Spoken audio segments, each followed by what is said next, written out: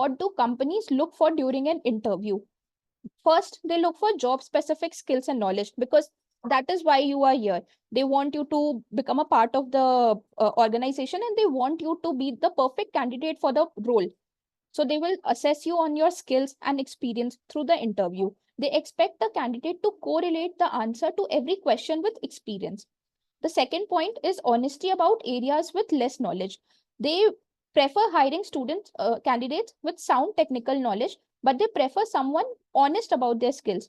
During an interview, we should ensure that we are transparent about our skills and ready to focus on improvement areas. So we would be talking about this particular point at length in like coming slides.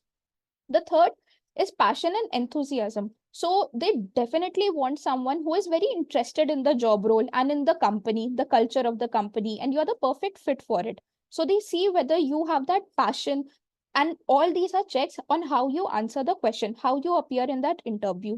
I would also like to quote here: don't wait for the right opportunity, but create it. And it has been said by George Bernard Shaw.